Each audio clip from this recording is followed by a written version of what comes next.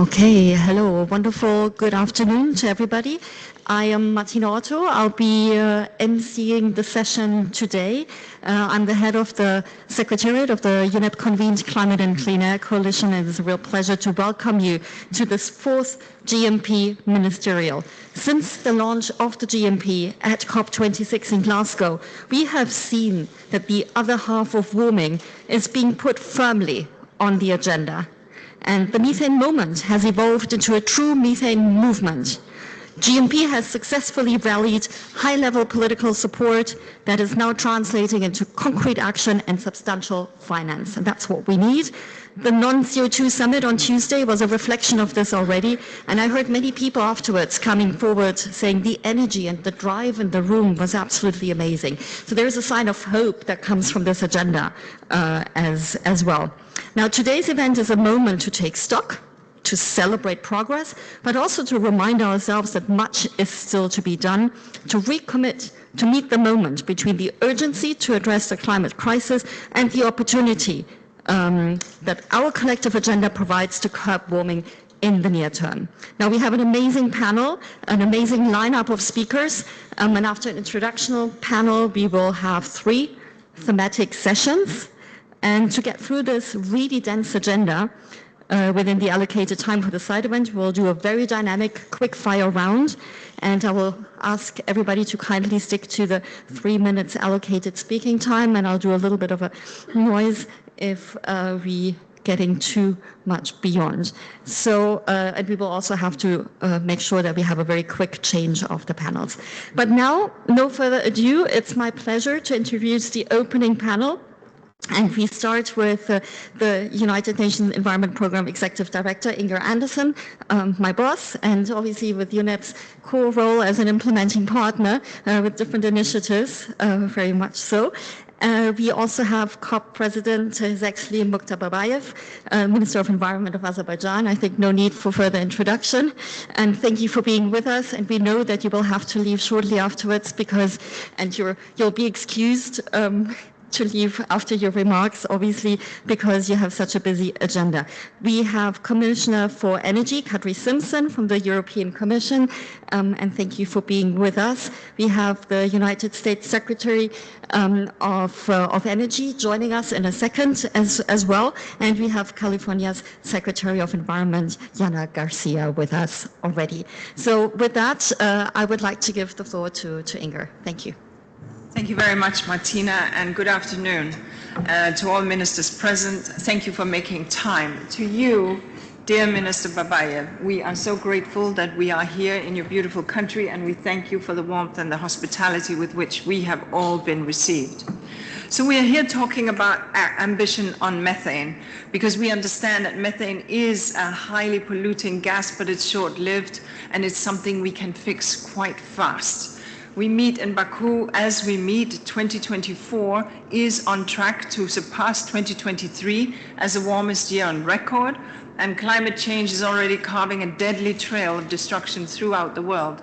I have the privilege of living in Nairobi, Kenya, and I can tell you that we went through 4 years of extreme drought, and the next thing that happens is we go through extreme floods, things that is not known to people, even those who have lived for a long time in older Kenyans. So the next round of NDCs will be absolutely critical, and frankly, it is our absolutely last chance to set our course towards 1.5 and not overshoot it, and thereby minimizing climate horrors. Action on super pollutants, and that includes chlorinated gases, but we are here to speak about methane. Action on super pollutants is therefore critical, because if we deal with those super pollutants, it gives us time to do the hard work of decarbonization, to slow the global temperature rise. And so we have the Global Methane Pledge, and that is in a sense the scaffolding for action. It's built from plans and roadmaps and policies and money and transparency. We have 65 countries that are being supported to tackle methane emissions, with $28.5 million from the Climate and Clean Air Coalition that we are proud to host in UNEP from that trust fund. But we have to understand that atmospheric methane concentrations are still rising. They reached 265% of pre-industrial level in 2023, 265%. So we have to commit to the AAA, higher ambition, more action, and strengthened alliances. And that's what CCAC brings us. We can build on the strong methane community that CCAC has helped establish. And to show that it's possible, let me give you an example. Inside UNEP, we also host the International Methane Emissions Observatory. And here we notified Nigeria that an energy methane release had happened, the company NI, that a major methane leak happened. And Nigeria acted immediately.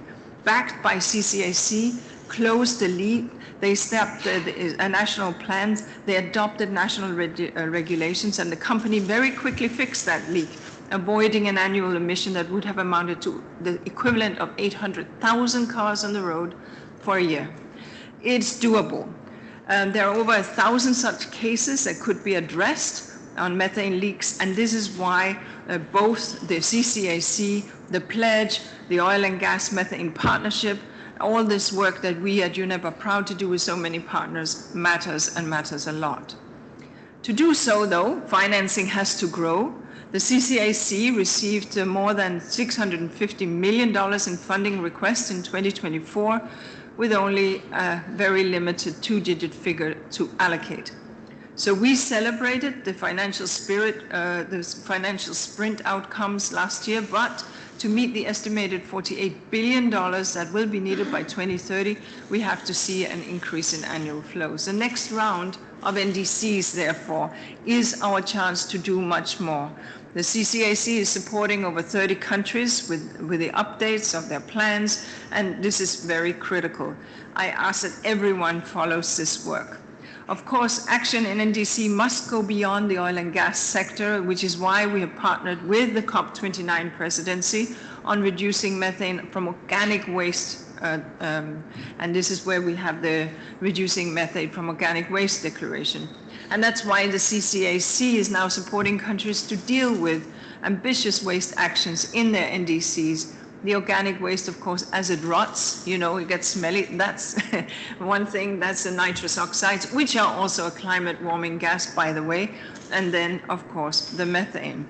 But we need a lot of more innovation, and that is why today, just today, we released our Eye on Methane report and our Eye on Methane data platform that will help you go in and check on big leaks and big releases, because that will drive public pressure and media pressure to get real and get acting. Action on methane is absolutely critical to slow temperature rise.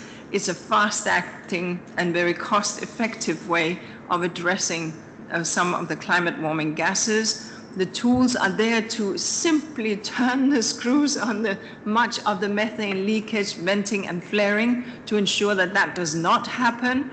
And so we have to have our AAA on action, ambition, and alliances. And by so doing, we can deliver huge benefits for people and for the planet, while at the same time decarbonizing our economies. This is not one or the other, it is both, and at the same time, and with expedited action. Thank you very much.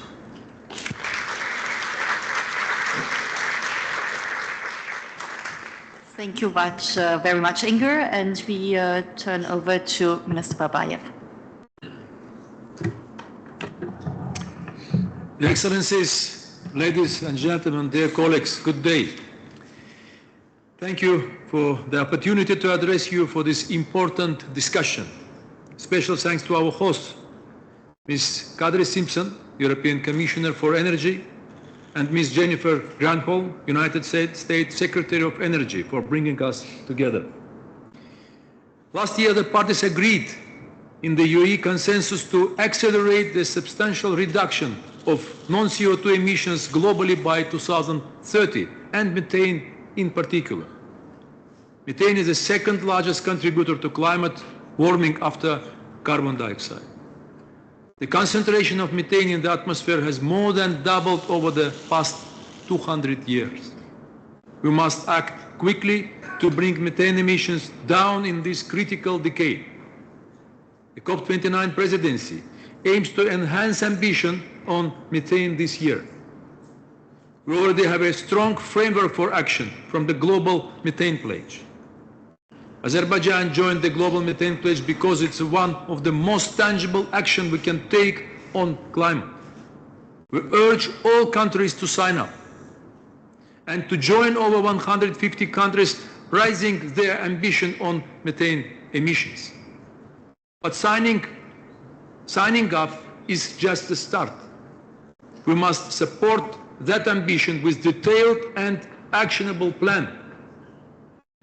The next round of NDCs present an important opportunity to curb the emission of methane and other super pollutants. Here, COP29 presidency thanks the Climate and Clean Air Coalition and UNEP for their support to countries designing methane reduction strategies to include it in the NDCs. We must address all the major sources of methane emissions. Last year, over 50 companies signed the Oil and Gas Decarbonization Charter. This includes Azerbaijan's oil and gas company SOCAR. The Charter commits oil and gas industry actors to reach net zero methane emissions.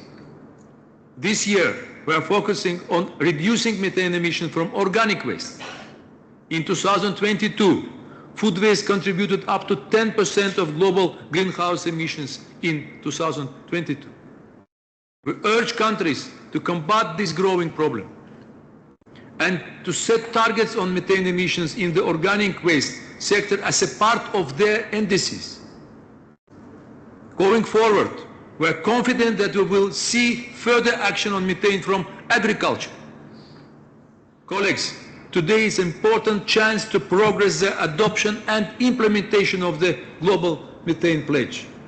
COP29 presidency is grateful to you for uniting behind this important topic. I thank you.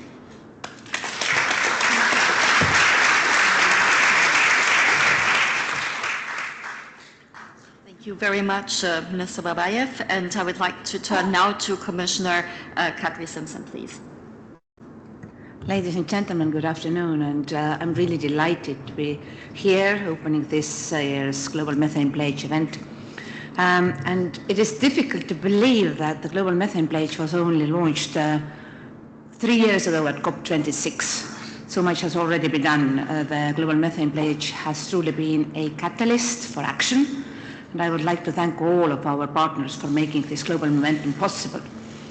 We have had more and more countries endorsing the pledge, and more regulations as well as national action roadmaps have been adopted around the world. And we have also seen increasingly ambitious commitments being made at every COP since Global Methane Pledge launch. But we have also seen that our efforts so far are not sufficient. Estimates of the Global Methane Tracker 2024 show that the world is not on track to meet the targets of the Global Methane Pledge. We have 6 years left to turn our commitments into action. Today offers the chance to come together and reaffirm our dedication for the way forward. And let me now turn to what the EU will do to take this agenda forward. On energy, the EU took another ambitious step this year to implement our Global Methane Pledge targets with a recently adopted EU methane regulation. We are the first in the world to regulate also methane emissions from imports, and this law entered into force this August. And with this, we are addressing both the opportunity and responsibility as the largest fossil fuel importer. We are setting requirements and transparency tools to ensure accurate and transparent information guides so that we make responsibly our fossil fuel purchasing decisions. And of course, this is necessary until we are transitioning away from them. To advance our agenda of shaping the global market, it is essential to align with other major importers on data collection and transparency. So together, we can further incentivize methane abatement action by both countries and companies. A good example is our strong cooperation with Japan. as highlighted in the launch of our LNG Importers Initiative Alliance for Methane Mitigation from the LNG value chain at the LNG Producer Consumer Conference this year. However, importer-exporter coordination is just as essential. And in this context, the European Commission has just launched the Methane Abatement Partnership Roadmap with the support of countries such as the United States and Japan and key organizations such as International Energy Agency and the OECD. And it provides a globally acceptable step-by-step blueprint for the implementation of importer-exporter partnerships that aim to curb methane emissions globally. On data transparency and accountability, I'm also delighted to hear that civil society organizations are mobilizing across Europe to launch the European Civil Society Observatory on Methane Emissions, an essential mechanism to monitor and advocate for methane emissions reductions. And it is crucial to provide a critical avenue for civil society to demand methane abatement from both policymakers and industry. The EU has also further strengthened waste-related legislation, which is expected to significantly reduce methane emissions, and this builds on the 37% reductions already achieved since 1990. The measures include obligations to collect biodegradable waste separately from 2024, a new 10% maximum landfilling target by 2035, and an energy neutrality target by 2045 of urban wastewater treatment plants in towns with over 10,000 inhabitants. The last energy neutrality goal alone will slash emissions by around 3.4 million tons of CO2 equivalent in 2045. And on agriculture, the EU has also taken new steps to protect public health and the environment by reducing harmful industrial and intensive livestock emissions across the EU with revised rules on industrial and livestock rearing emissions. The legislation now covers additional large-scale pig and poultry farms, and it also asks for an assessment by the end of 2026 of emissions coming from rearing livestock, particularly cattle, within the Union. Finally, to finance our way forward with the Global Methane Pledge, the European Commission has committed an additional 106 million euros for actions with partner countries with high potential for methane emission abatement. This includes 15.1 million euros for the core implementing partners of the Global Methane Pledge and 55 million under the Horizon Europe Research and Innovation Fund.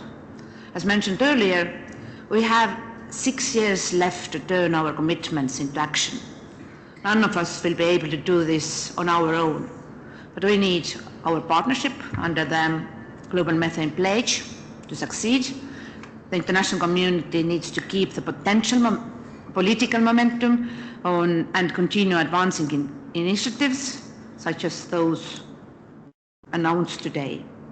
So reaching our targets will only be possible together. Let's aim for that. Thank you.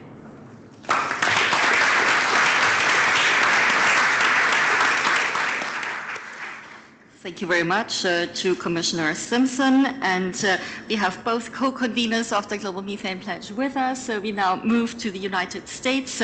United States Secretary of Energy, Jennifer Granholm, thank you for being with us, and you have the floor. Thank you so much for the opportunity, and thank you all for being here and for caring so much about this important issue. I'm pleased to be here representing the United States and to share a little bit more about the work that we've done over the past 4 years to tackle methane emissions. So at home, under the Biden-Harris administration, the U.S. has taken a whole-of-government approach to this work. We're bringing key partners together like state and local governments, the private sector, technology developers to environmental organizations, and we're troubleshooting emissions across every sector, whether it's the power sector or heavy industry or agriculture or transportation. And we're using every tool available to us, from regulations to financial incentives to R&D to market solutions. So the Bipartisan Infrastructure Law and the Inflation Reduction Act, two key pieces of legislation signed into law by the President, gave the Department of Energy and the Environmental Protection Agency, our sister agencies as well, more than $1 billion to address methane emissions. And the money is going to things like plugging leaking wells. It's also going to projects, very importantly, that will monitor, measure, quantify, and reduce methane emissions from the oil and gas sector, as well as to projects investing in technology, more innovative monitoring and mitigation technologies. And we're complementing the direct funding with regulatory action, including a new methane waste emissions charge that requires oil and gas facilities to pay for what they emit above congressionally mandated thresholds. The Environmental Protection Agency has launched its new super emitter program, which will also create a streamlined public system that notifies emitters of large methane leaks and then requires the operators to investigate and to repair them. Our primary focus has really been on answering the question, how do we make it irresistible for buyers around the world to choose lower emissions natural gas? How do we develop a market that makes it profitable for producers to slash their emissions? Well, for starters, you can't manage what you can't measure. Right now, we don't have a common international framework for measuring, monitoring, reporting, and verifying natural gas emissions, and that is one of the top things that keeps lower emissions gas from penciling out. And so that's why the United States has been working with the EU, the European Commission, and 18 natural gas importing and exporting countries from every major region of the world to develop that very global framework. And that's, I know, so much of what those up here have been working on. Our technical subgroups now are on track to have important elements of this framework ready early next year in order to implement it in the 2025 to 2026 timeframe. And from there, the goal is to establish a market where buyers have access to credible, independently verified information about suppliers' methane and greenhouse gas emissions, which will help them choose lower emissions options. Through this market-based approach, the more suppliers reduce their emissions, the more they're going to be rewarded, and ultimately, having these mechanisms in place will make it easier for the market to transition to even cleaner alternatives like clean hydrogen or ammonia over time. So we appreciate the support from this exceptionally diverse set of countries, including those who are represented here today, as well as the natural gas industry and NGOs and technical organizations and other stakeholders around the world. I'll just end up by saying this. There are a lot of very complicated, very nuanced challenges that are wrapped up in the climate crisis, but reducing methane emissions is not one of them. This is the low-hanging fruit, one of the most solvable problems in front of us. And when it comes to the climate crisis, we cannot afford to leave any fruit unpicked, any stone unturned, any solution off the table. So let's get this done. Thank you.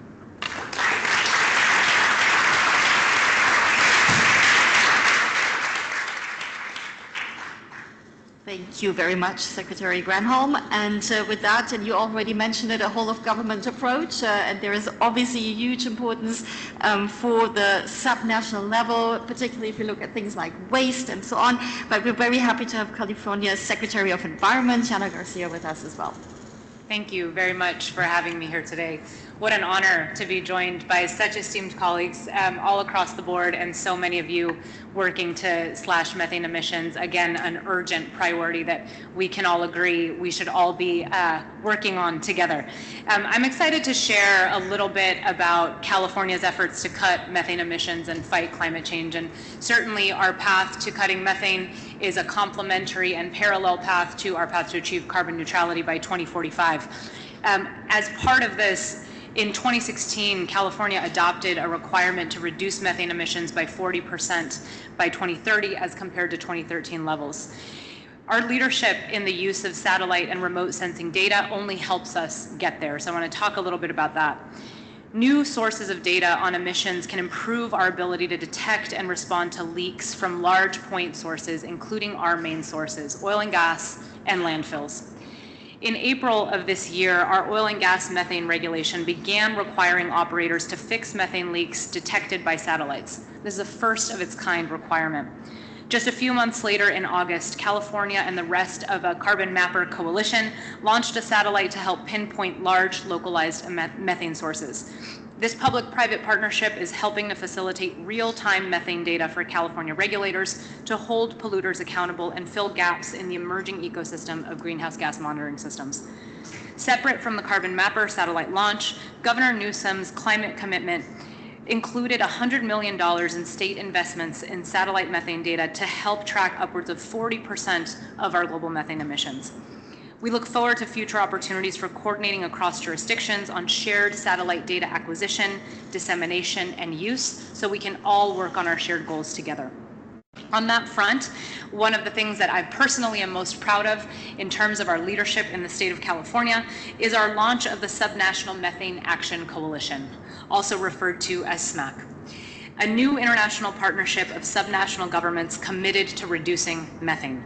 As many of you know, our subnational and local leaders are often the holders of so many of the levers needed to reduce methane emissions most dramatically as quickly as possible. And while the Global Methane Pledge is limited to national governments, we believe our subnational activity in this respect will complement their efforts.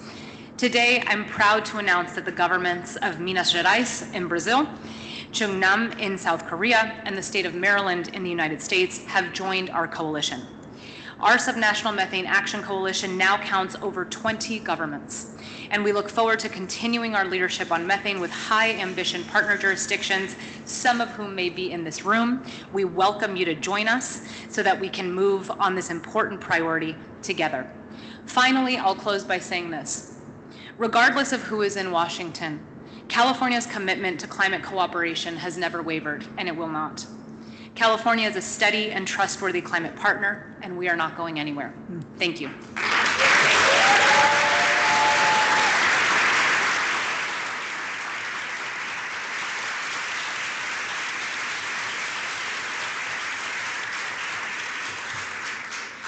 Thank you very much. Strong words. We heard a sign of hope in the climate emergency, making it irresistible to not take action, and a triple A in terms of ambition, action, and alliance. So thank you very much for our fantastic panel here. They leave the podium. And I would like to turn with that to our new joiners and recognize that we have been joined in the Global Methane Pledge by Azerbaijan, Tajikistan, Guatemala, Madagascar for this year. And that brings the number up to 159 countries. And I would like to invite His Excellency Max Andonerina Fontaine, the Minister of Environment and Sustainable Development of Madagascar, to join us here to speak on behalf of the newcomers. As you like. No, I can go.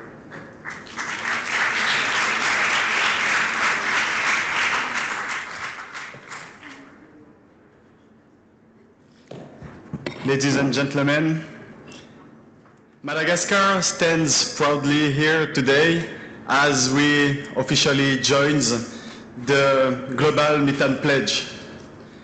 On Monday, we launched the G0 coalition with our brothers and sisters from Bhutan, Suriname, and Panama. And today, there is a new coalition, a new family that we are joining. In this world, we can do the least to achieve the target, or we can strive for excellence and go beyond that, and Madagascar really chose the second path. As the world's one of the most vulnerable countries to the effect of the climate change due to our geographical position on the western part of the Indian Ocean, we know what climate change is in our daily life, and we know the consequences of carbon emissions and methane emissions. But still, we don't give up, even if nature gifts us with an amazing carbon sinks, even if we are a country that sequesters the carbon that other countries emit, we want to make our part of the job in this collective engagement. That is the reason today Madagascar joins the Global Methane Pledge. Although we have only recently joined the Global Methane Pledge, in our second NDC, Madagascar already incorporated targeted action to reduce methane emissions. In agriculture, we are innovating to curb emissions in rice production and enteric fermentation. In waste management, we aim to harness methane for electricity generation and implement improved waste management systems to protect our lands. Our NDC is both ambitious and specific in setting clear methane reduction, and this methane reduction target will incorporate many different sectors. However, implementation poses significant challenges. As a least developed country, the full execution of our NDC exceeds our financial capabilities by 4. If we need $24 billion until 2030, projections expect us to raise maximum $7 billion. So we need to raise 3 times more what we are actually targeting. This is why we advocate for a comprehensive country platform approach to ensure coordination at the national level and with development partners and international institutions. We call on this Global Methane Pledge Forum to not just meet, but surpass the 30% reduction target by 2030. Let us align our ambitions with the urgent needs of our time and aim to exceed the IPCC's recommended global methane cuts to keep on track with the 1.5 degrees pathway. Thank you for welcoming us into this powerful coalition.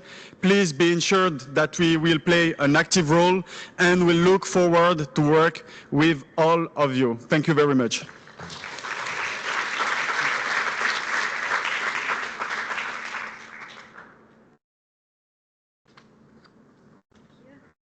Thank you very much, Your Excellency. And now we're getting ready for a quick fire on the first panel, delivering on methane reductions in the energy sector. I would like to call to come to the podium the special representative to the President of Kazakhstan, Madam Sofia Solmenova, and the Undersecretary of State Department for Energy Security and Net Zero of the UK, Mrs. Kerry McCarthy, Director General, Ministry of the Environment, Trade and Industry of Japan, Kihara Shinichi, please. And we have also Stefan Wenzel, State Secretary to the Federal Minister of Economic Affairs and Climate Action, and also a GMP champion.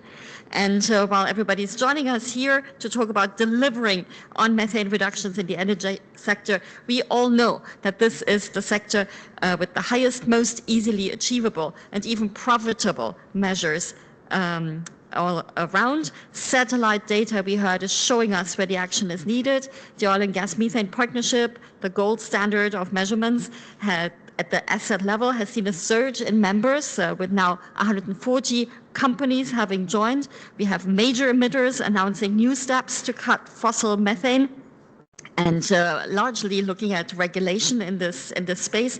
Regulation is critical to direct company-owned investments, and we'll hear about the developments in this space, as well as the needed capacity support to devise and enforce those regulations. The CCAC has put together a fossil fuel regulatory program to help up to 20 countries exactly on that as well. And the World Bank Global Flaring and Methane Reduction Program, whose 255 million in grant funding were announced at the last COP, started working in a dozen of countries. So there is action, and we will hear now more action. And with that, I'd like to turn to Mrs. Sofia Solmenova. Thank you very much. Good afternoon, everyone. This COP, we're speaking a lot about methane. I was very happy to join the Methane and Non-CO2 Emissions Summit and speak there on behalf of Kazakhstan. Kazakhstan, last year, our president has announced that Kazakhstan will be joining the Global Methane Pledge. We have been thinking about this pledge for quite some time, and we made a decision last year. The reason was that when we were joining the GMP, we said we don't want to join the GMP just for the sake of joining the pledge. If we're joining the GMP, we want to make sure that we actually do some reductions and we are able to show very concrete results. And after joining the GMP, we have been working very closely with all our partners, and I would like to share a few interesting results that we have received. First of all, I would like to a little bit brag about some of our achievements. In the last decade, Kazakhstan has reduced the gas flaring and flaring intensity by 70%. Back in 2012, we have introduced a legislation which said that you can no longer flare your gas unless it is unavoidable. So you either have to re-inject the gas, you have to use it to power your whatever you have the industry at your site, or you have to sell this gas into the pipeline. If there is an accident, yes, it might happen, the flaring might happen, but the accidents are investigated and you may get penalized. When we were introducing that legislation in 2012, we were criticized a lot. Everyone was saying that we're completely destroying the investment climate, that this is wrong, this should not be happening. But 12 years later, we understand that this was the best decision because our flaring went from 4 BCM to around 1 BCM. So this is the best reduction that has been demonstrated. But it doesn't mean that we should be stopping here, and we have identified a few other areas that we still need to work on. So in the last year since joining the GMP, we were working with IFC, for example, to improve the measurement in the oil and gas sector. And until this year, we were actually believing that the major emitter of methane in Kazakhstan is agriculture. Turns out it's not the agriculture, it is the energy sector, including oil and gas and coal mine methane, which is in a way a good news. I was already sharing that when we had a side event on methane. This is a good news because, as you mentioned, the reduction in methane in oil and gas sector are easily achievable and not as expensive, turns out. So unlike in agriculture, it doesn't mean that we're not tackling agriculture, but it means that we can actually achieve very good results in a relatively short period of time with the relatively marginal investments. So Kazakhstan, our major oil and gas company, Kazmunaygas, joined OGMP 2.0, and they have already communicated their first report. Our national gas company is also working jointly with Climate Compass to identify the leaks and so on. We have been engaging with a number of partners on coal mine methane because we believe that this is something that we can tackle. But here are a few things. First, transparency is essential. As I said, if you think that your major problem is agriculture, then you're going to focus on agriculture. But if you improve your measurement and see that it is oil and gas, then perhaps you actually can redirect your attention and achieve much better results there. And this is something that we are working on, and we will continue doing so. The second, as I said, we have achieved good results in gas flaring reduction, but the venting is the biggest problem. To give you an example, according to the estimations that we've done jointly with International Financial Corporation, the biggest emitter in terms of methane, for example, in flaring, that would be 890 kilotons of CO2 equivalent. If you look at the biggest emitter in venting, that is 12,000 kilotons of CO2 equivalent. That is much, much more. So, which means that we definitely need to start working on venting. And interestingly, in venting, the biggest emitters are not our national oil and gas companies. So what we understand from our previous experience is that government is an enabler, but government is not the one who's going to be directly reducing and putting on venting equipment and facilities and so on in oil and gas fields. We definitely need to regulate, and this is something that we are going to focus on, and we are very happy to be partnering with CCIC, with CATF, with other partners to further improve the regulation. We also have the emissions trading system. Kazakhstan was the first country in Asia and in developing world to introduce emissions trading system in 2013.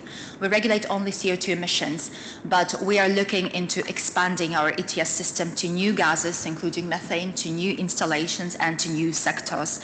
So we hope that better regulation of the methane emissions, including in terms of leak and venting, can really help us to achieve very concrete concrete and very good results. I think government here has to incentivize reduction of methane in venting.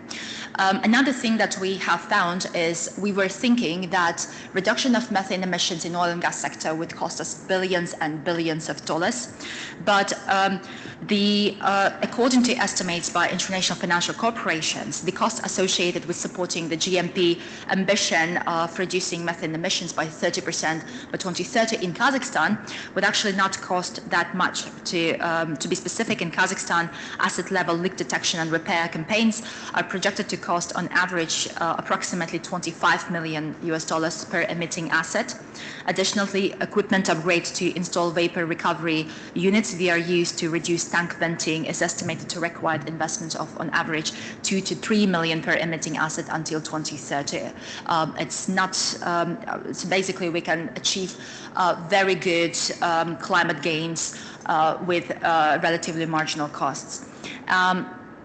And in conclusion, I just really want to say that the regulation, while regulation is important, where and I was very interested to hear about the California and others examples, is that enforcement would be critical. I mean, companies should understand that we will be enforcing the legislation and we will be checking. And I think using satellite images and so on, and really including that into our regulation to be able to use the satellite images to enforce the regulations would be very critical. And this is something that we will be working on in the next year. And hopefully by COP30, we will come with very concrete adopted regulations that would be helping us to reduce to further reduce methane emissions in oil and gas sector. While I was speaking about oil and gas sector, doesn't mean that we will not be working on other sectors, but I think oil and gas is a very low-hanging fruit. Thank you.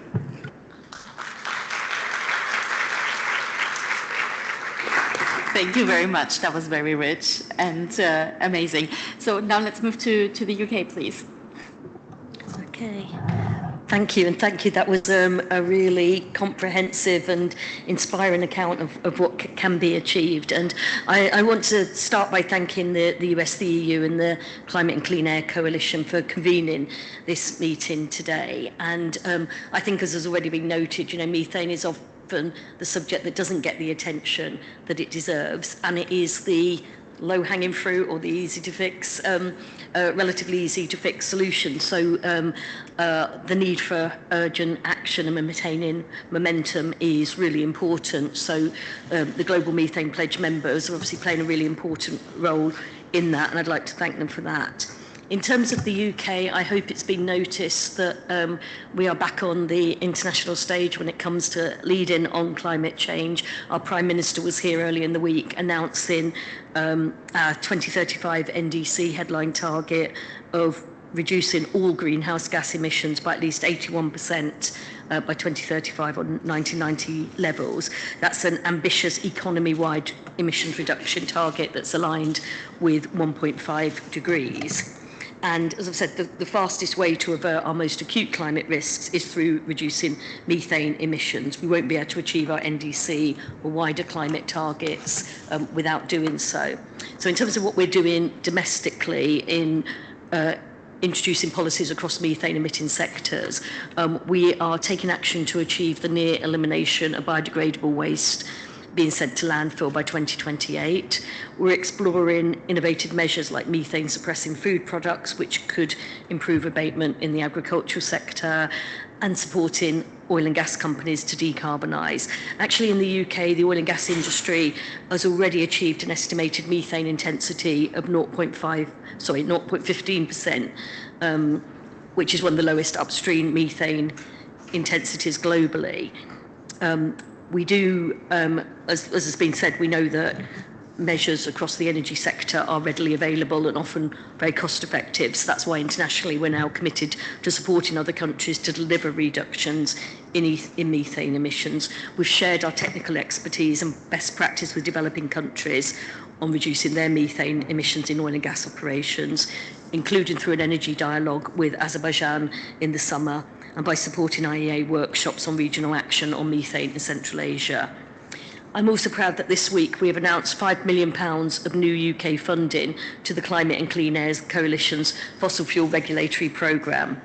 This programme will provide essential support for up to 20 developing countries, including Iraq, Ghana and Kazakhstan, to build and enforce regulations to reduce methane emissions in the fossil fuel sector.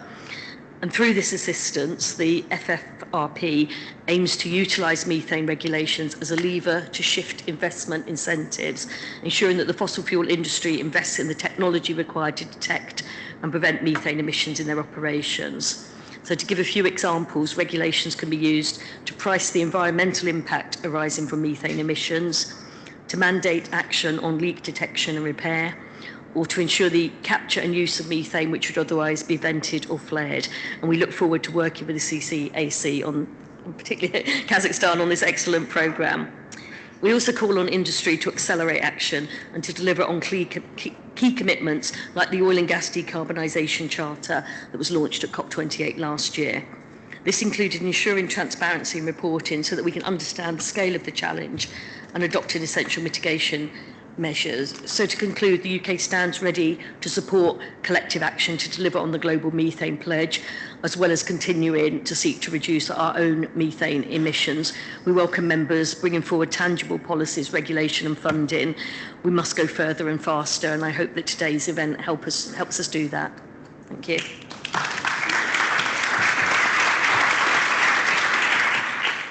Thank you very much, Under-Secretary McCarthy, and obviously as well, thank you very much for the contribution. And I think it's a perfect example, the alliances that come to bear by having the GMP and bringing together partners in this, so the support that is being provided. So thank you very much. With that, let's move to Japan, and we have Director General Kihara Shinichi. Yes, thank you very much. I am Shinichi Kihara from the Ministry of Economy, Trade and Industry of Japan. It is my great pleasure to join this important Global Methane Pledge event, the initiative in which Japan takes active role. How is Japan delivering the GMP energy pathway? The answer is clean.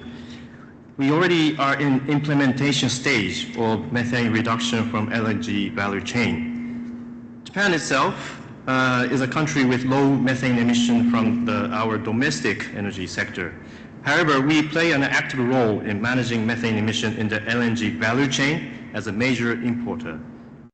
At the 2023 LNG Producer Consumer Conference in Tokyo, Japan and Korea announced the CLEAN initiative, the Coalition for LNG Emission Abatement Towards Net Zero.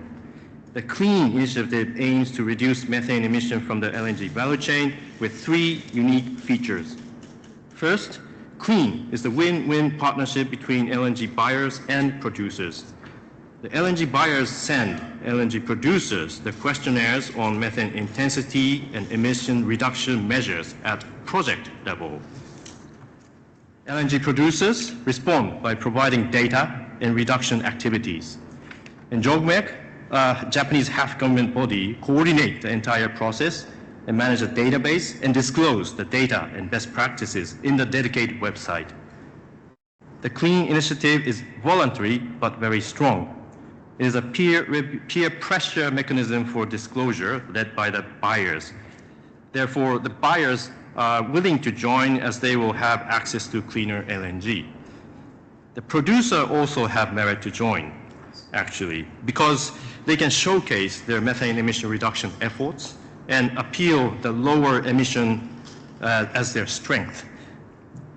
And second feature is CLEAN has high coverage. It covers the world's 25% of LNG buyers. The number has expanded from the original 2 companies, the JERA and KOGAS, they are the 2 giants, last year. It's now 24 LNG buyers today in Japan and Korea. On supplier side, the CLEAN has even larger coverage of 40% of LNG producers. So we have like a company like Shell, the Cheniere, the Total, Petronas, Pertamina. They are all participating as partners.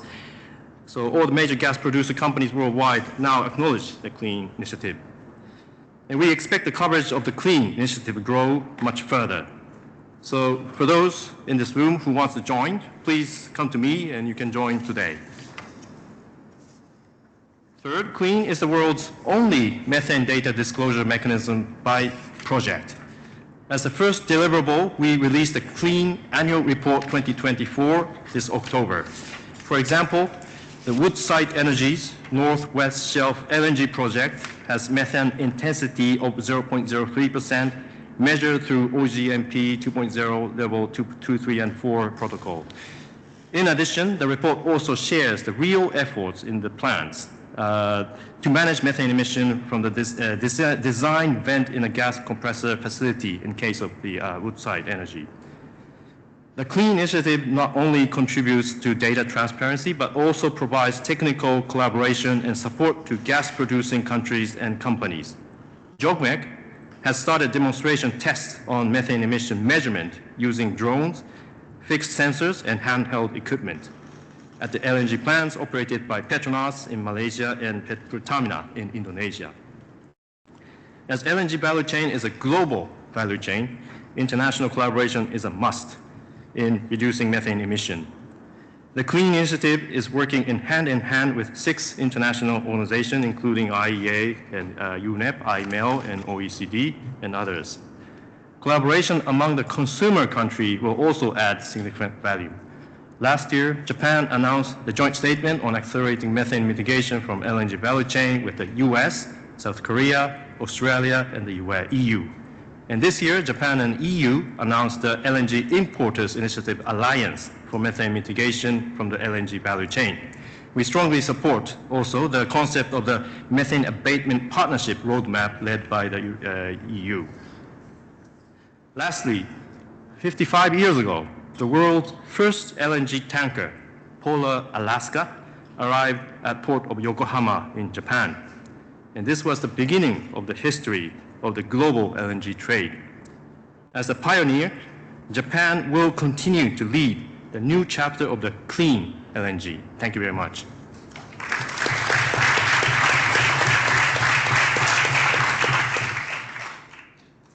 Thank you very much, and apologies for having turned around your name. Really sincerely apologies. I will not forget that for the next time. And now I'd like to turn to Stefan Wenzel, Secretary of State, Germany. Yeah, thank you very much. Dear colleagues, ladies and gentlemen, thank you very much for gathering us here all together.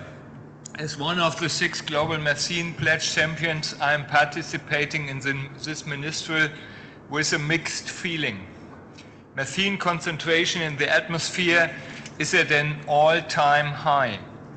We almost daily observe the impacts of climate change. Only a few days ago, we experienced the deadly floods in Spain with a really strong economic damage, and emissions are still rising. But the Global Methane Pledge can make really a difference, preventing us from going past tipping points that will spiral the climate system out of control.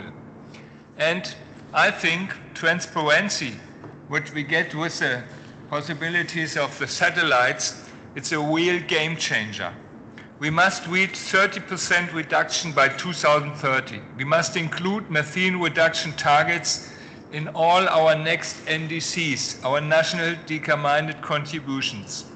Germany has reduced methane emissions by 64% since 1990. Reductions are 90% in waste and energy. Some say Germany is done with the low and even the mid-hanging fruits in terms of methane emissions, but this is not true. We are still consumer. There's more room for improvement. We are not only responsible for our direct actions and emissions, but also for the choices we make as consumers. And consumption goes with responsibility too. The fossil fuel sector is a sector of the low-hanging fruits of methane abatement. At COP28, all of us agreed to transition away from fossil fuels.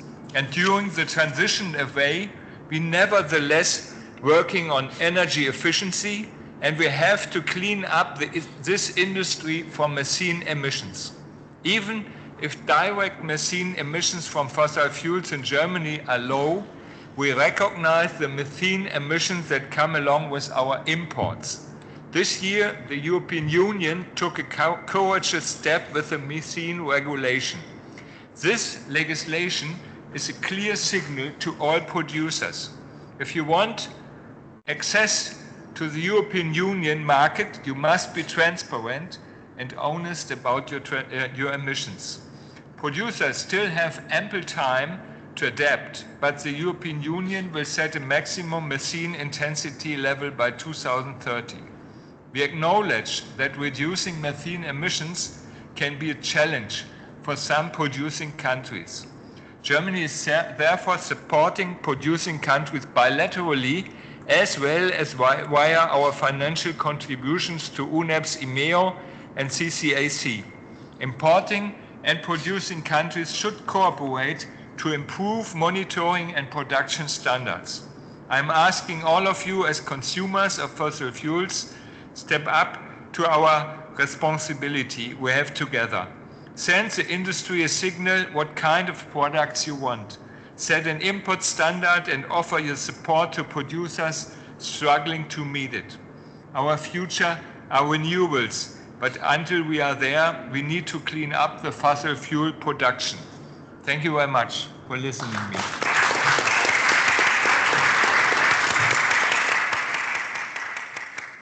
Thank you very much. And while we're switching out the panel again, just to say, I think it's a testimony to how rich this has been as an experience, and that everybody has been talking about energy, but also the other sectors that are dealing with. And I think that's a really good signal. It's not a one shot, it's all the sectors. So thank you very much. I would like to call upon our next panel, and here we look at the waste sector, and we have Minister Maísa Rojas from Chile, and I think there's a special element. That's why we give you the floor first. I'll let you talk about the special element, the surprise. Yes, I would like to use this opportunity, and I know that this is a bit out of protocol, but I wanted to share with you that a number of countries of Latin America and the Caribbean, back in September, in our Forum of Ministers of Environment of our region, we prioritize a program that we have. A program, it's a regional cooperation program for dam site closure and reduction of methane emissions in Latin America and the Caribbean. The aims of these programs are very much in line with the Global Methane Hub. And with the Global Methane Pledge, and also in line with COP29 Azerbaijani Presidency Declaration on reducing methane from organic waste. We would like to announce here that Brazil, Colombia, Costa Rica, Guatemala, Mexico, Panama, Peru, Uruguay, and Chile will work towards including methane emission reduction in the waste management sector in their 2025 NDCs. So,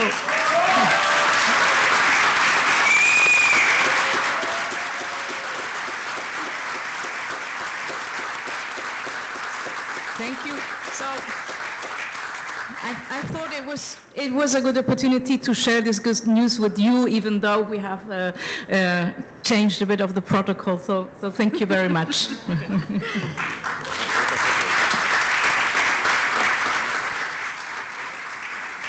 think it was well worth it changing our protocol.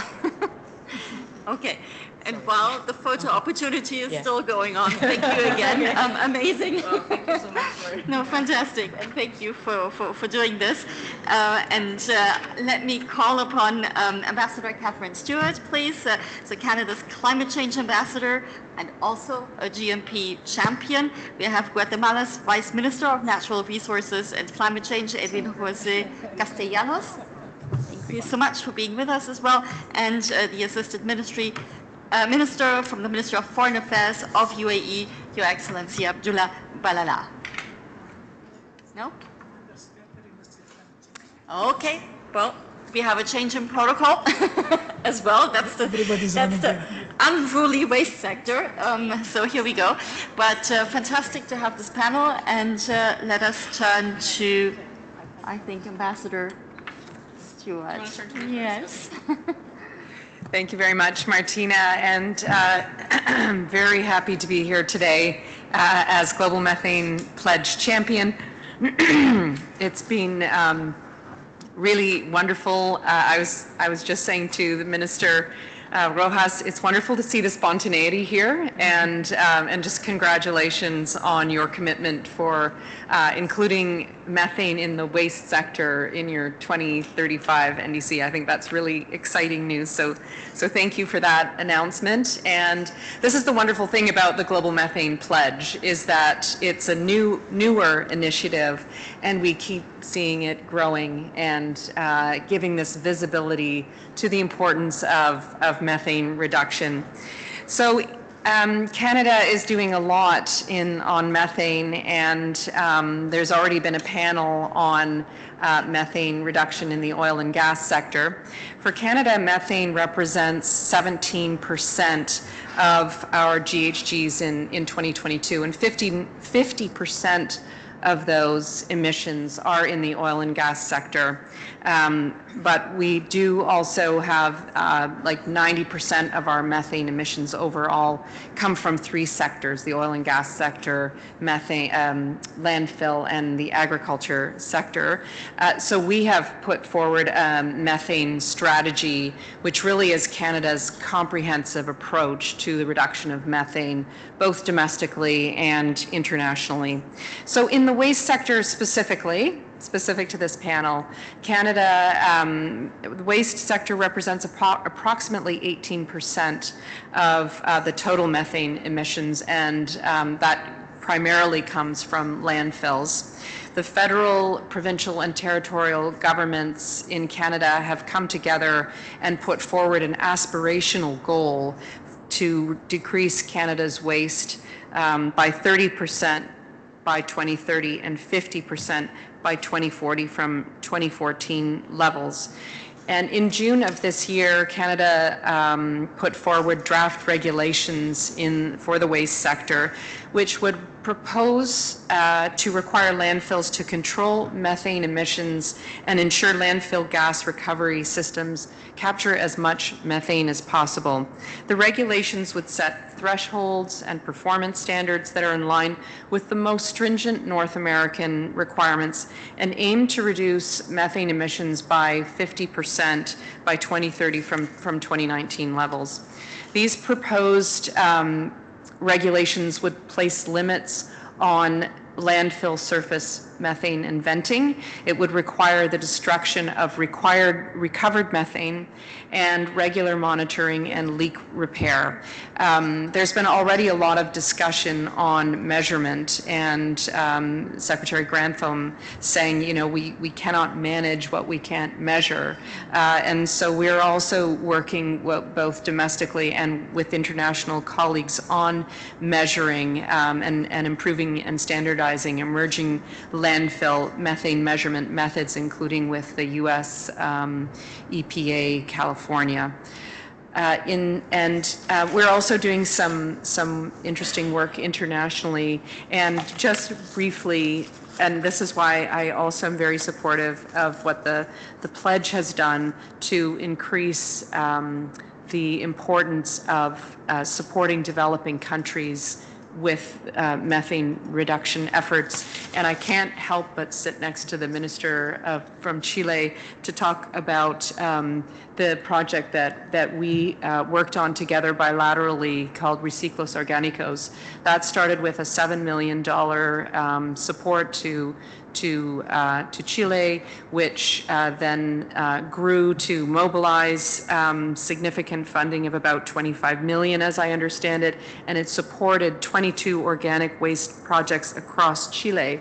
So it was a very successful small project, which in turn has expanded, and we now are supporting another 7.5 million of our climate finance to support a Reciclos Orgánicos program in 4 Caribbean small island developing states: Belize, Grenada, Guyana, and St. Lucia, and 2 Pacific SIDS, Fiji and Samoa. And this effort with Reciclos Organicos is being delivered by the Center for Clean Air Policy in close collaboration with the Chilean consulting firm. So just wanted to flag that as one international initiative that we're working on among many others, but it's specifically in the waste sector. Thank you.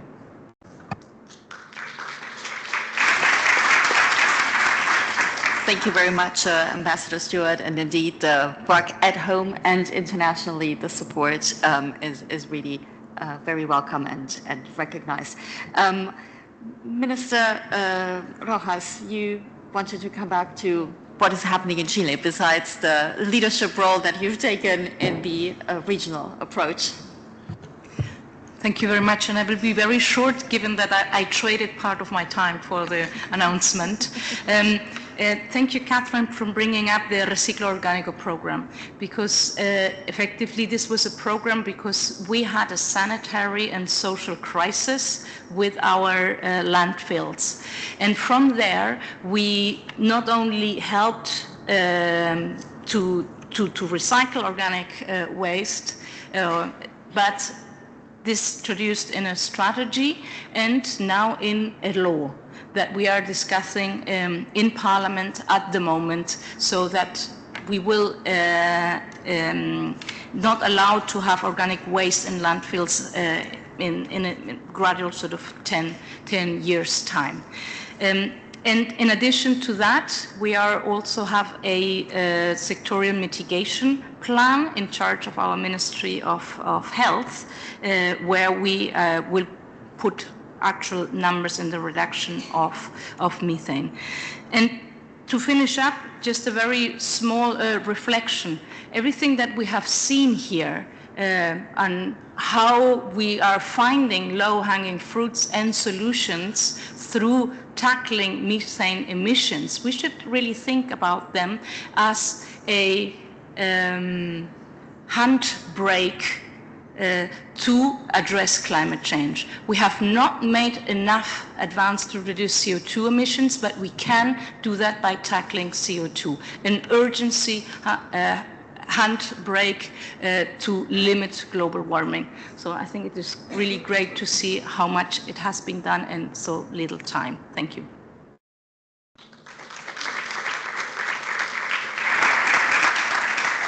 Thank you very much. And with that, we move to Guatemala, to the Vice Minister Castellanos. Thank you very much. We take climate change mitigation very seriously in Guatemala because we understand and we believe that mitigation is the best adaptation in the long run if we are able to keep the temperature below 1.5 degrees. And therefore, it is very important for my country, Guatemala, to join the Global Methane Pledge today. Waste management is a perfect example of the multiple benefits that countries can achieve by also pursuing mitigation. In our case, I have to admit with shame that we have done very poorly in terms of waste management in our country. But our current government decided to do waste management as one of our main priorities.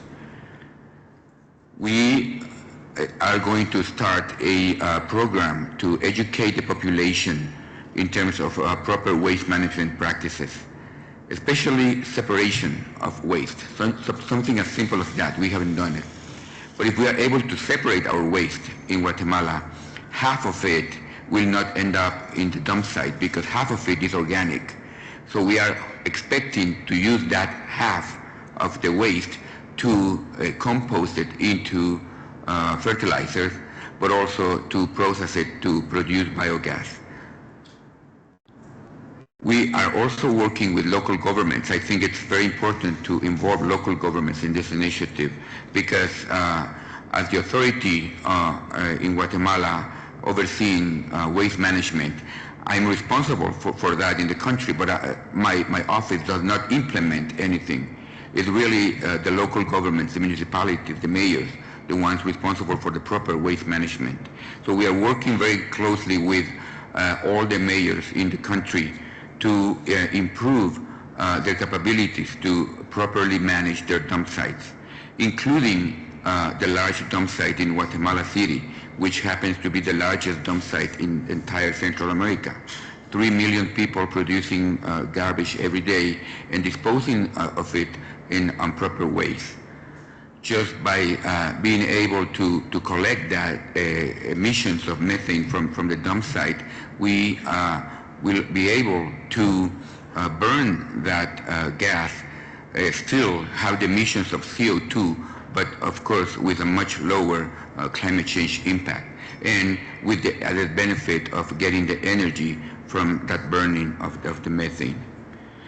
We started this year to work on proper waste management, and I have to confess, not with the intention of reducing methane, just because we wanted to have a cleaner country.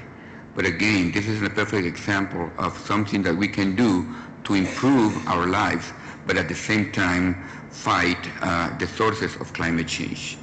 So again, it is with a lot of excitement that Guatemala joins the Global Methane Pledge, and also the more local Latin America pledge to manage waste and reduce methane. And we assure you that we will do our best to clean our country and to reduce our methane emissions. Thank you very much.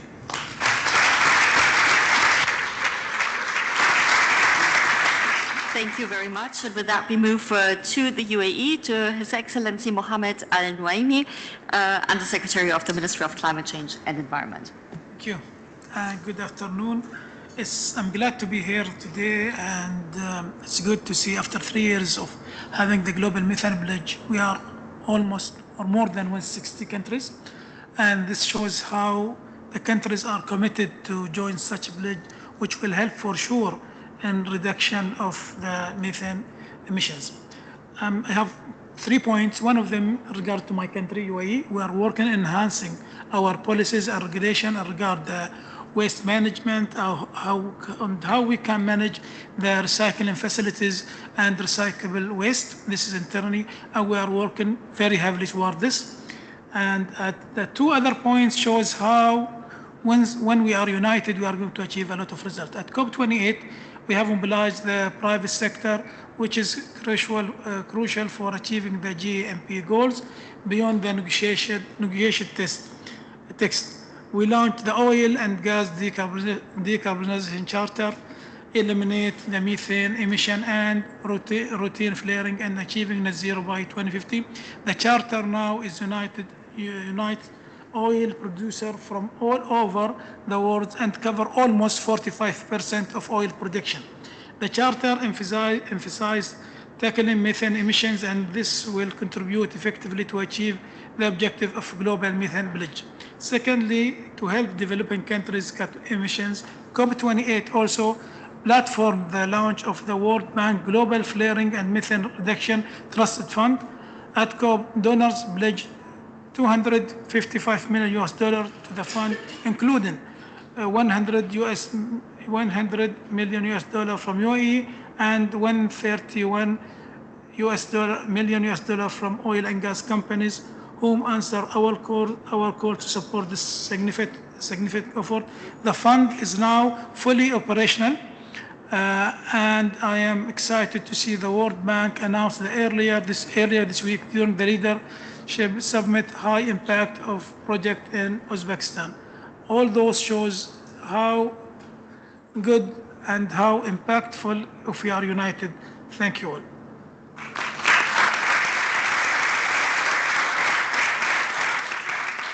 Thank you very much, and we thank you and release you, and we switch our panel, and I would like to call upon Nigeria's Permanent Secretary, Mahmoud Adam Kambari, Brazil's Deputy National Secretary of Climate Change, Aloysio Melo, and the NDC Partnership Global Director, Pablo Vieira, for the last panel. And I would like to call maybe Marcelo to join us up here as well, if you like, because you're doing the closing remarks. We are a little behind program. We have 12 minutes left.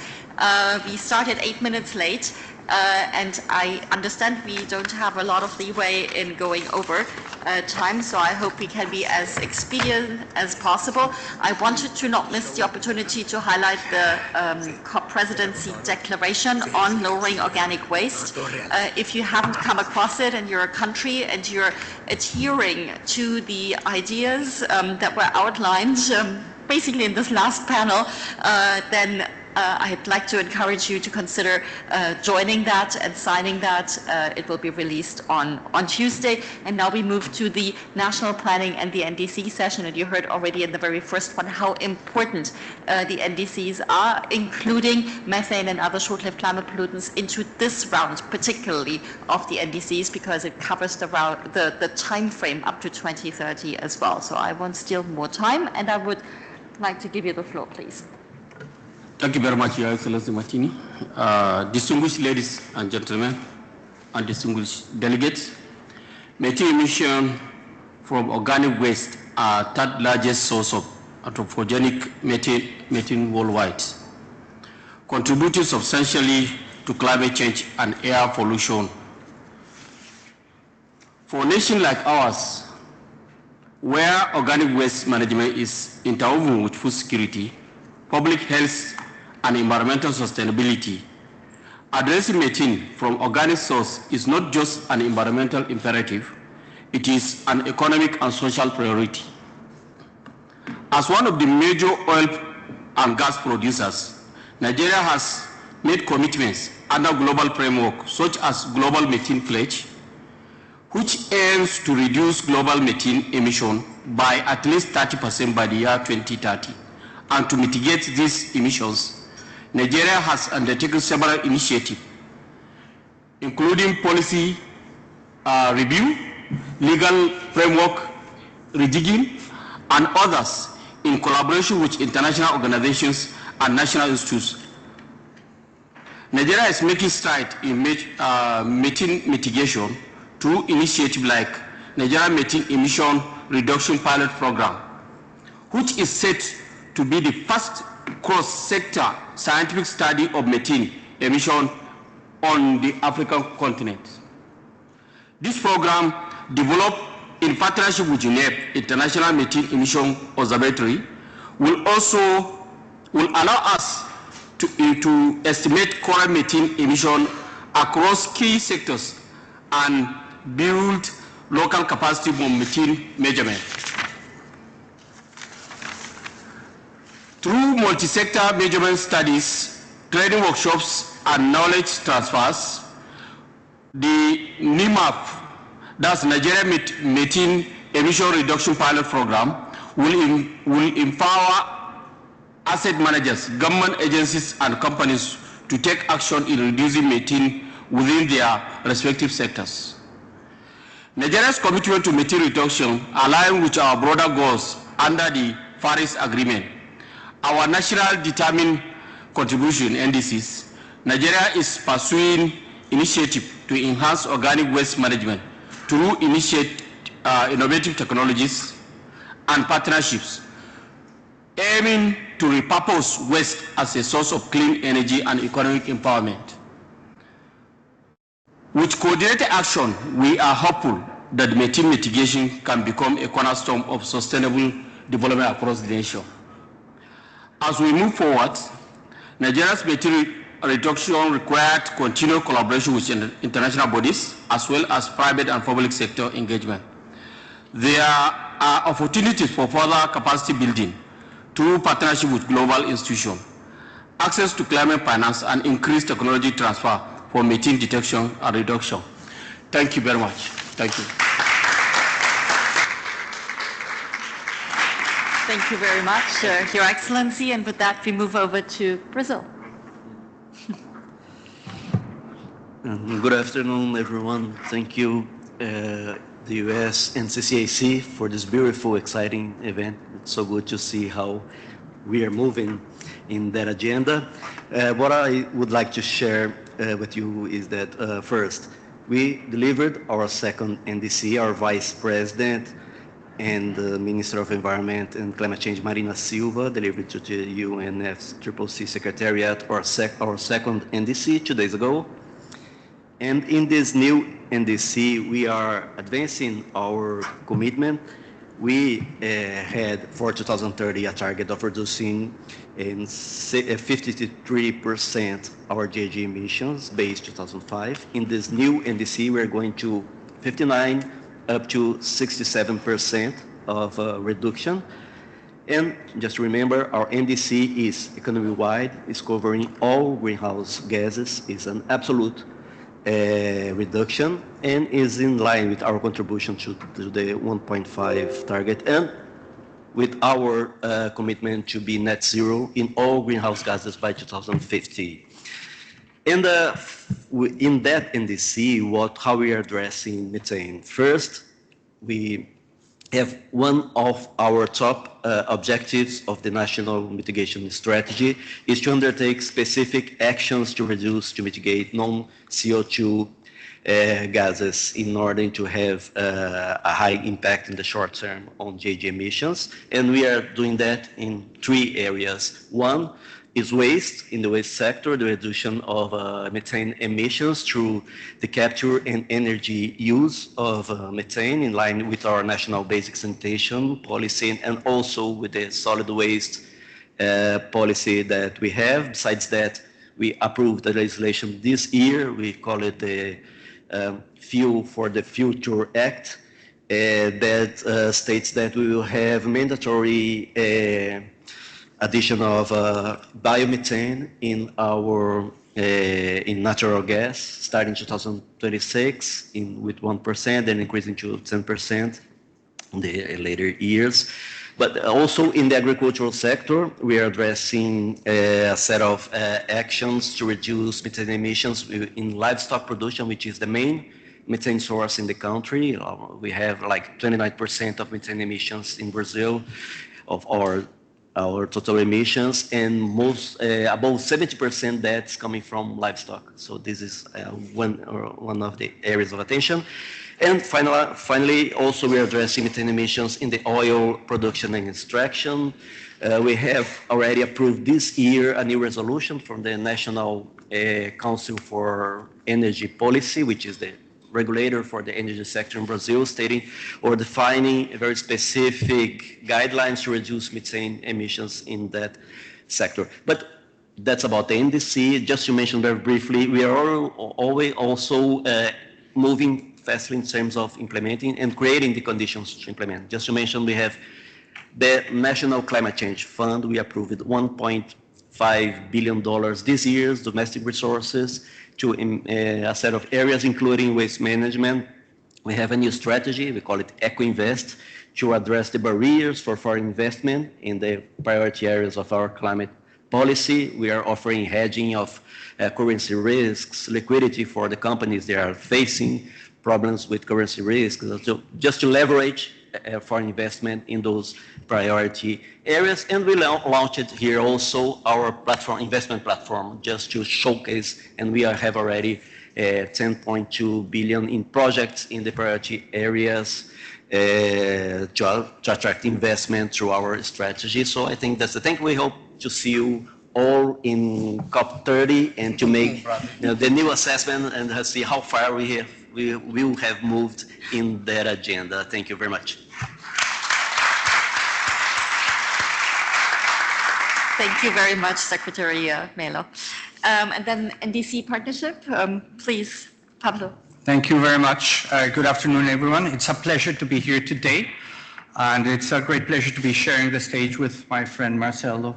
We've been in many fights together, and it's great to be working again together in this very, very important initiative.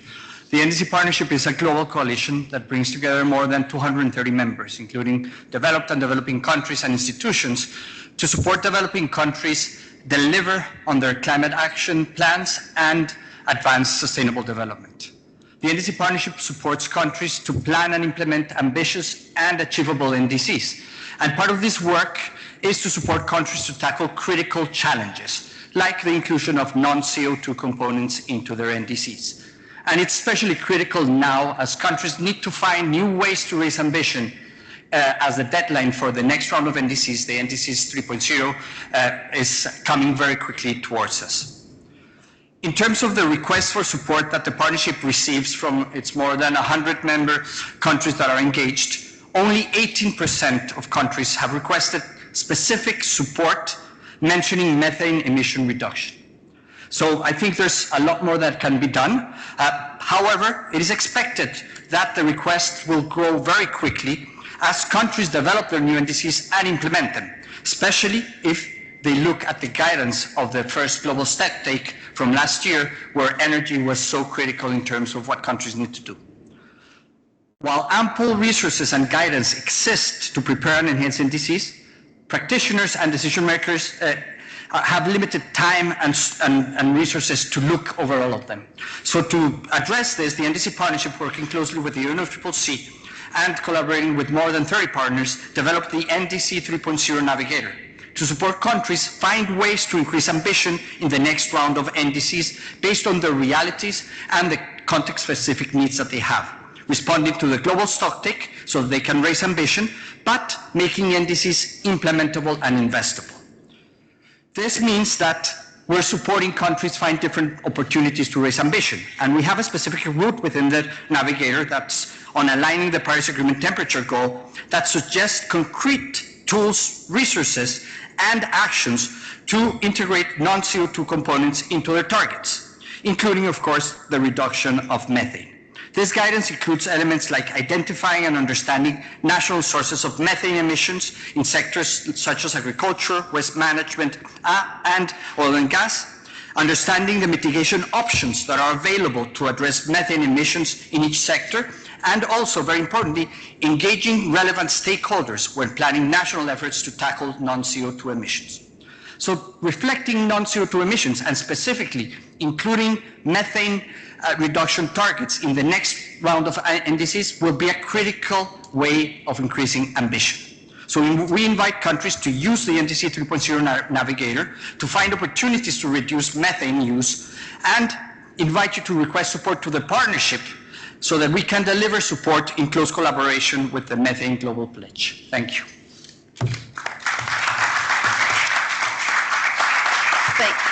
Thank you very much.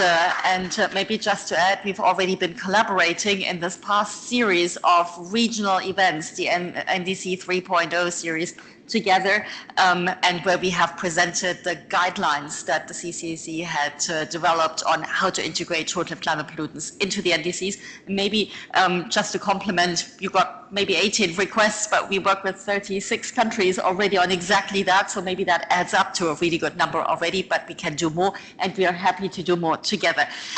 With that, we are sort of at the hour, and we have Marcelo Mena to give us the closing remarks, and since you will not hear from me after his closing remarks, I want to not forget that we thank our host organizations, the Clean Air Task Force, the Mexican Center for Environmental Law and Solutions for Our Climate, as well as the teams of the US, the SPEC team, as well as the team of the European Commission, and my team in the CCIC for having brought us together here in this event. But now, over to Marcelo. Thank you. Yeah, thank you, Martina. So this is likely the warmest year on record. We're likely to surpass the 1.5 degree warming threshold for once, and we've seen the impacts. We know that every 10th of a degree matters, and we need to recognize, as Minister Broca said, that we're in an emergency, and this emergency requires emergency measures, and that is mitigating methane, the fastest way to reduce temperature in the short term. Together with black carbon, HFCs, we could reduce 0.5 degrees by 2050 and keep 1.5 alive. Reduce air pollution mortality by over 3 million cases per year. Now, is that such a bad thing? So we heard commitments from our key members. Thank the US and the EU for the leadership in the Global Methane Pledge, and all the GMP countries have joined. But also China, which last year launched methane targets for the first time on coal methane, and this year they actually launched, this week, an actual satellite to measure methane too. The GMH has delivered over $240 million in funding the last 3 years, and we have renewed support from our funders to help you implement with over $300 million these next 6 years to continue to fight methane. We've supported MDBs to raise climate finance from the 2% that today is going to methane, providing $17 million in funding to leverage over $10 billion in funding, contributing to tripling MDB finance and methane these coming years. We've talked a lot about energy and waste, but along with the Base of Earth Fund, and groups like Balmer and ourselves, we've been able to provide over $70 million in R&D solutions on methane mitigation in agriculture, feed additives, methane vaccines, improved genetics, and to lower emissions. We also wanted to say that we're excited to work with Carbon Map or Methane Stat, which will be revealing data tomorrow, providing $10 million in funding for a collaborative effort to make this more visible to other partners. So thanks for letting me speak. Martina, back to you. Or I guess this is the end. Okay, fantastic. Well, that's the end indeed. And thank you so much, Marcelo, for all the support in this. So Marcelo, obviously the CEO of the Global Methane Hub. With that, thank you. This was super rich. Thank you for having stayed through the end. It was, I think, a really showcase of the commitment that is in the room, of the actions that are being taken. And I want to highlight what I learned as well from our colleague from Kazakhstan, saying things do take courage and they do take time to show the results, but it's worth going that route. And I thought I really wanted to hold that thought because we heard the numbers, they go up. We have done a lot of things, so it's not that nothing is done. We need to do more for sure, but it is taking time as well to see the results. So there's no reason to despair, but this is the part of hope in the climate emergency. So thank you.